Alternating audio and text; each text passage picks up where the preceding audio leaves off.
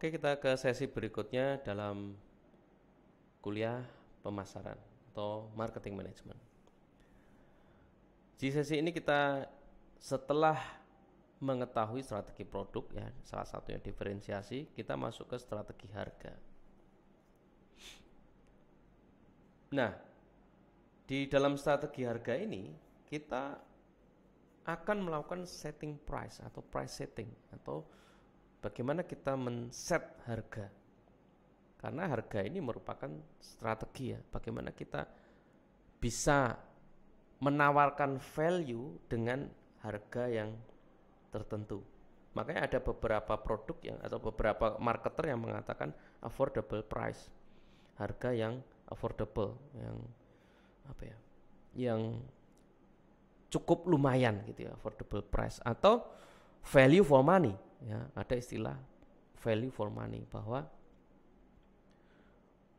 nilai atau produk jasa kita yang kita sampaikan ke konsumen itu value for money, value-nya sesuai dengan harganya gitu ya, value for money. Nah, setting the price itu bisa ada 4 pilihan ya. Yang pertama sekedar survival. Jadi kita membuat harga asal nutup biaya produksi. Ini biasanya dilakukan di saat awal-awal masuk ke industri, menjadi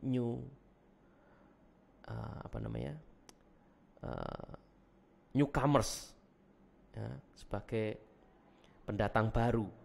Ketika kita punya jasa atau produk tertentu dan kita masuk ke market itu sebagai newcomers, kita biasanya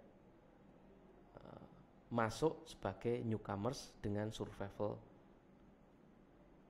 price, asal menutup biaya produksi.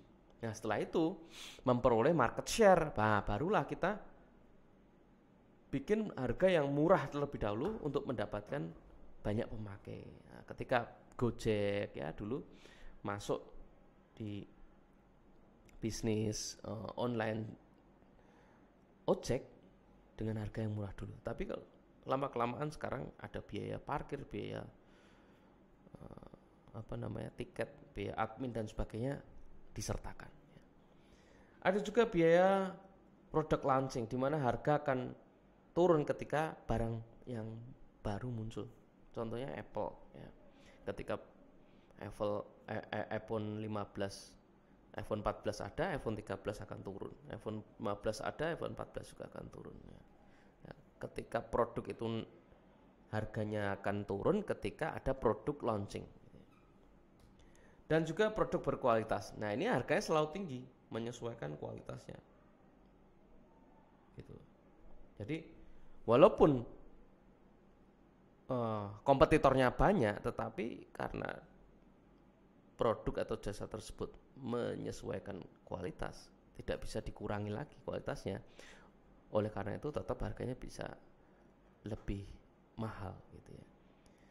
Contoh misalkan Singapore Airlines ya, yang dimana tentunya dengan value yang ditawarkan itu tidak bisa harganya bersaing dengan AirAsia, bersaing dengan Citylink. Tetapi Singapore Airlines membuat merek kedua, yaitu Scoot, SCOOT, warna kuning gitu, yang bertempur di segmen menengah gitu ya.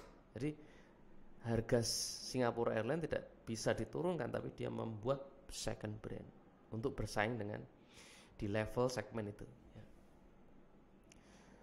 New Veloz ya. Ketika ada produk baru ya, kalau tadi contohnya iPhone, ini contohnya mobil Veloz nih ya. Nah, ini jelas Avanza di bawahnya, di tahun bawahnya yang sebelum Veloz, otomatis akan menyesuaikan harga produk launching dari seri yang terbaru Veloz ini. Rolex, Louis Vuitton. Nah, ini brand yang mengunggulkan bahwa kemewahan,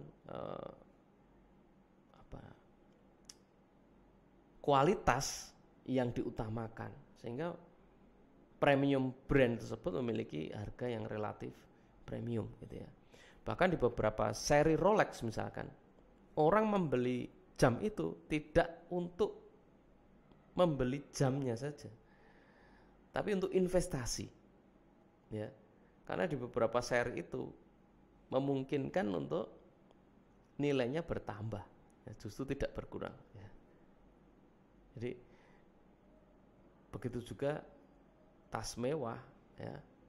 Orang membeli tidak untuk dipakai, tidak untuk selalu dipakai, karena 30 juta misalkan ya, atau berapa juta gitu, orang akan sayang sekali kalau dipakai terus. Nah itu tujuannya untuk dipakai hal-hal event-event tertentu, dan ketika dia bosan itu bisa dijual dengan harga yang tidak habis gitu. Ketika kita punya tas tertentu misalkan 5 juta, ketika kita mau jual lagi pastinya drop sekali harganya. Nah, dengan merek-merek yang mewah tersebut dengan kualitas yang terjaga, tentunya ketika mau dijual depresiasi harganya tidak sebanyak merek lain.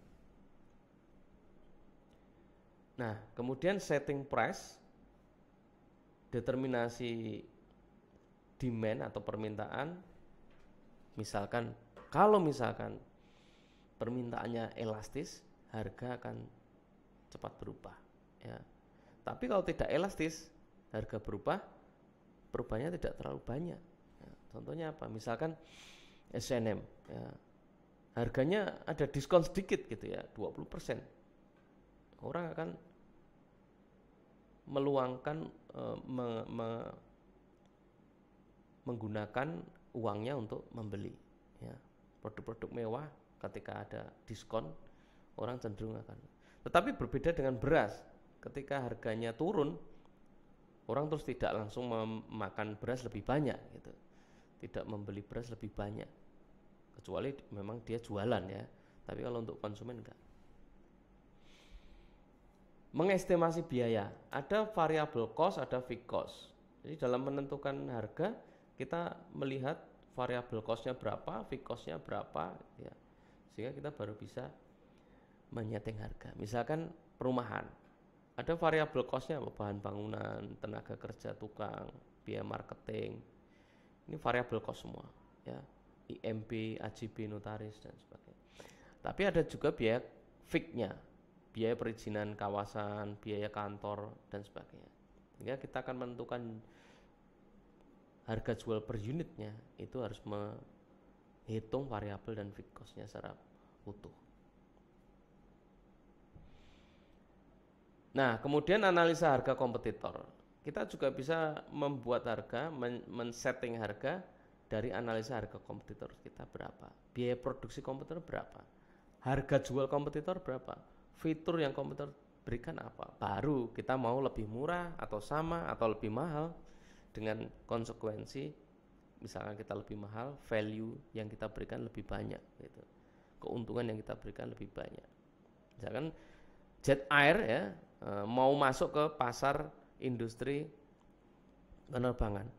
Ada kompetitor Air Asia, Lion Air, Citylink, Scoot dan sebagainya. Mau masuk di situ lebih murah atau sama atau lebih mahal. Kalau lebih mahal, misalkan yang lain 400-an, 450 atau 500, apa value yang diberikan. Dan yang kelima, memilih metode penetapan harga. Ada menetapkan harga dengan markup ya. Kita menghitung semua biaya plus keuntungannya berapa persen. Ada dengan cara target return, biaya produksi kita berapa plus total investasi per quantity produk. Jadi untuk quantity sekian nanti akan balik modal berapa buah. Nah, itu kita tetapkan. Ada persepsi konsumen ya, biaya plus harga persepsi kualitas ya, produk-produk mewah tadi. Terus harga nilai terbaik kita sesuaikan dengan kualitas. Jadi value for money, kualitasnya sesuai dengan harganya. Ada juga harga jamin murah. Bahkan ada tagline, kalau menemukan produk sejenis dengan harga lebih murah, kami berani garansi, kami berikan sisanya. Gitu. Harga mengikuti market leader. Ya, market leadernya Pajero ya, ketika Honda atau Suzuki atau mobil lain mengeluarkan sejenis, atau misalkan produk LCGC ya, low cost green car ya, LCGC, di Ayla berapa, di yang lain berapa, itu menyesuaikan market leadernya, dalam hal ini Toyota. Atau harga lelang menyesuaikan konsumen, bisa naik bisa turun ya, floating price, di kadang-kadang tinggi kadang-kadang rendah. Ketika konsumen itu mau mencari, banyak yang mencari, harga bisa naik. Contohnya apa?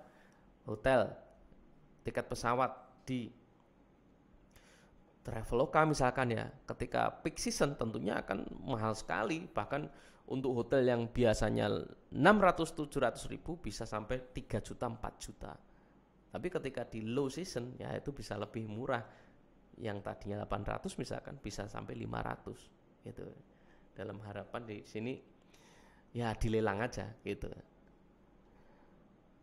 Atau all price flat ya, misalkan Aerostreet semua 99.000, apapun bentuknya apapun warnanya ya, dia punya ada 99,900, ada 170-an, ada yang lain gitu. Jadi dibuat harganya relatif flat.